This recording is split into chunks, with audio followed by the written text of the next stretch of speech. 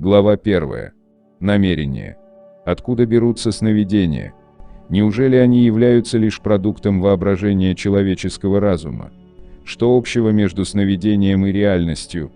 Приоткрывается завеса над тайной могущества древних магов, повстроивших египетские пирамиды и другие подобные сооружения.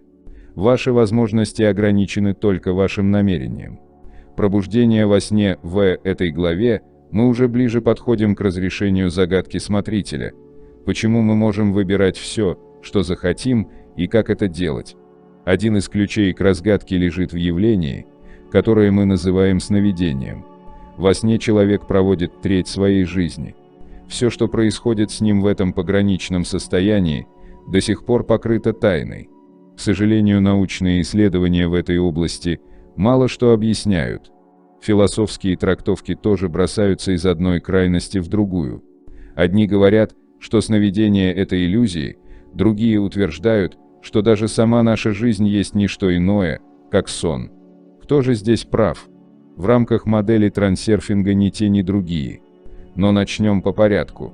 Взрослые, вспоминая свои сновидения, отдают себе отчет, что в действительности ничего этого не было. Разум трактует их как свои фантазии, которые каким-то образом имеют место во время отдыха, и на этом успокаивается. Известно, что дети в возрасте до 4 лет не различают сна и бодрствования. Они полагают, что сны происходят в том же мире, что и остальная жизнь. В этом возрасте, просыпаясь в страхе во время кошмаров, ребенок думает, что чудовище находится в комнате. И все уверения родителей, что это лишь сон, не производят должного эффекта. Но постепенно разум ребенка все же приучают к мысли, что все это нереально. Мы с вами уже обсуждали, каким образом разум все новые данные раскладывает по полочкам абстрактных обозначений. И делает он это очень быстро и охотно. А теперь представьте себе, чтобы убедить разум в том, что сон нереален, потребовалось 4 года. Это единственная вещь, с которой разум никак не мог согласиться. Мы не помним, что было с нами до 4 лет, поэтому не можем быть свидетелями, в каком недоумении пребывал наш разум после пробуждения. Но и теперь наш разум, отключаясь, каждый день простодушно попадает в одну и ту же ловушку. Пока мы спим, нам в голову не приходит критически взглянуть на происходящее. И даже просыпаясь, мы удивляемся, насколько реальным казался сон. Во сне виртуальная реальность моделируется поразительно натурально. Несмотря на то, что там часто происходят причудливые события, мы воспринимаем их как нечто обыкновенное.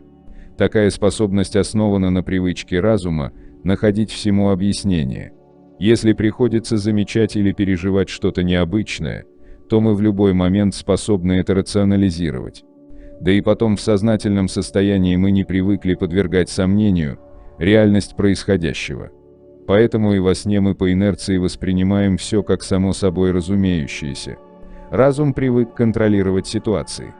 Но есть один вопрос, который всегда проходит через контроль без проверки: а происходит ли это на самом деле? Именно поэтому разум постоянно попадает в ловушку сновидения.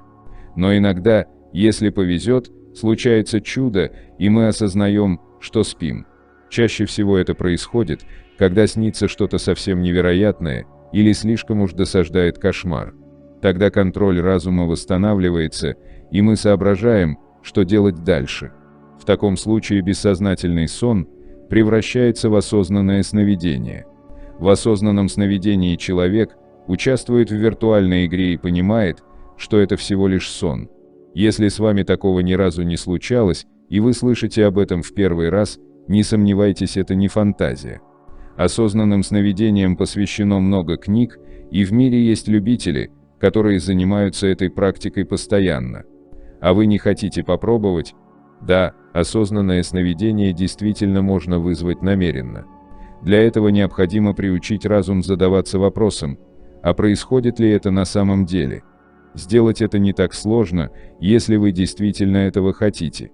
Процедура обучения разума проста, но требует целенаправленного внимания. В течение дня нужно как минимум раз 10 задавать себе вышеприведенный вопрос. В этом поможет ваш внутренний смотритель. Накажите ему постоянно теребить вас, спите вы или нет.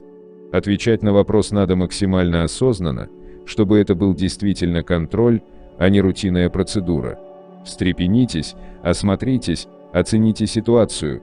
Действительно ли все идет нормально или происходит нечто подозрительное? Если вам хватит упорства, вскоре вы проснетесь в своем сновидении. Вам предстоит убедиться, что задать себе вопрос хотя бы раз 10 в течение дня довольно сложно. Вы просто про него забудете. Чтобы получилось, надо действительно очень захотеть.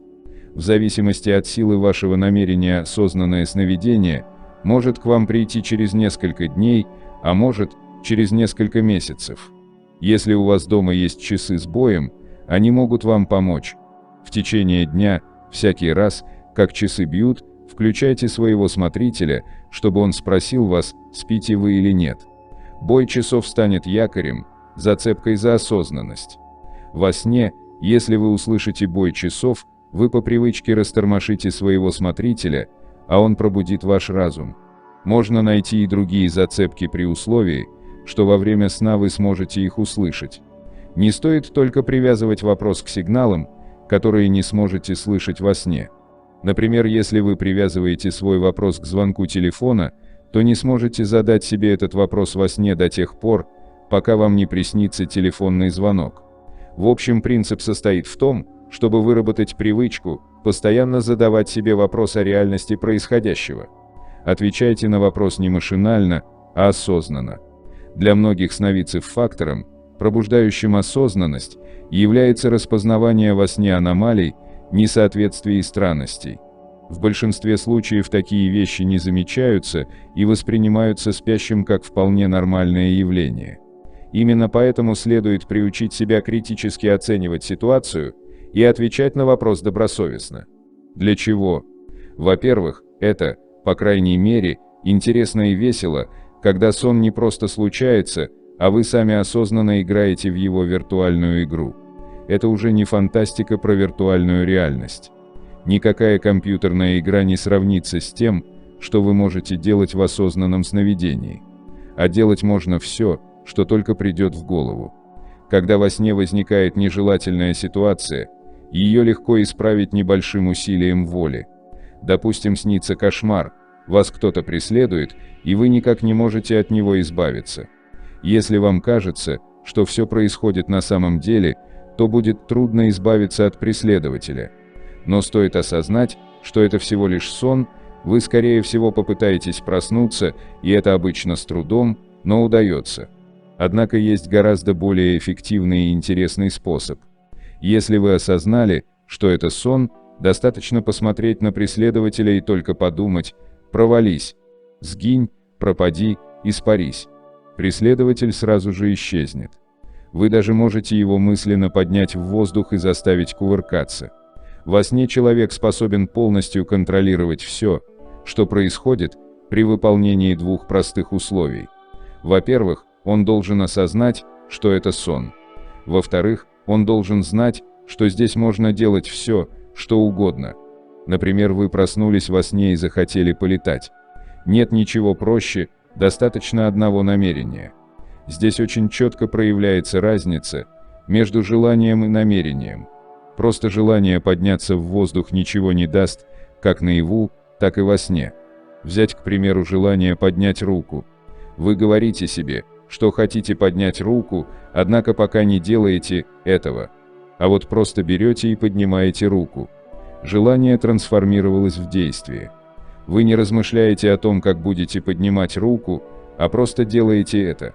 Так же и во сне, просто поднимите себя в воздух одним намерением и летите куда хотите. Теперь вернемся к кошмару с преследователем. Вам должно быть понятно, что, желая избавиться от него, вы этого не добьетесь. Находясь во власти страха, мысли быстро проигрывают всевозможные варианты развития событий, которые тут же реализуются. Вы вовлечены в игру, правила которой установлены кем-то или чем-то другим. И даже если вы осознали, что это всего лишь сон, то ничего не сможете сделать, пока не возьмете контроль в свои руки. Пока вы играете роль пассивной жертвы, вы во власти игры. Неважно, что эта игра рождена собственным воображением, в данный момент вы являетесь рабом своего воображения, боитесь и убегаете, потому что сами выбрали эту роль. Если теперь вы остановитесь и захотите поменяться ролями со своим преследователем, он охотно согласится и будет убегать от вас. Представляете всю комичность ситуации? На любой вопрос, начинающийся с «а могу я во сне?», ответ будет утвердительным. Можно общаться с любыми людьми, живыми и мертвыми, делать с участниками и предметами сна что угодно, летать на другие планеты, решать проблемы, сочинять музыку, репетировать, путешествовать и так далее. В сравнении со всем этим сильные наркотики – просто детское баловство, при том, что ущерба для здоровья никакого. Из снов разрешено выносить любую информацию.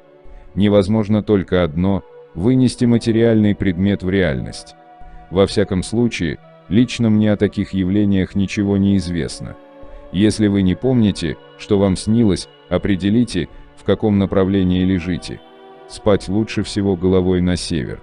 На запад спать нельзя, это вредно для здоровья. Я не могу объяснить толком, почему так получается. Это связано с магнитным полем Земли. Попробуйте лечь головой на север, и вы убедитесь, что сны стали интереснее и красочней. Если к вам никак не приходят осознанные сновидения или вообще нет желания этим заниматься, не беспокойтесь. Осознанные сновидения играют определенную роль в технике трансерфинга, но можно вполне обойтись и без них. К тому же осознанные сновидения таят в себе одну скрытую угрозу. Ну вот, скажете вы, сначала заинтересовал, а теперь пытается запугать. Однако у меня нет другого выхода. Осознанные сновидения – это таинственная дверь в неведомое. С моей стороны было бы безответственно не предостеречь вас об опасности, которая может скрываться за этой дверью. В чем заключается эта опасность, вы скоро узнаете.